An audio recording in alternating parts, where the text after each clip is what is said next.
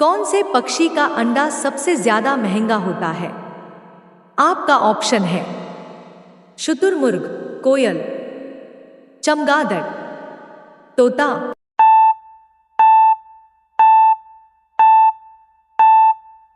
Answer जानने से पहले अगर आप भी इस तिरंगे से प्यार करते हैं तो इस वीडियो को लाइक करके चैनल को सब्सक्राइब अवश्य करें।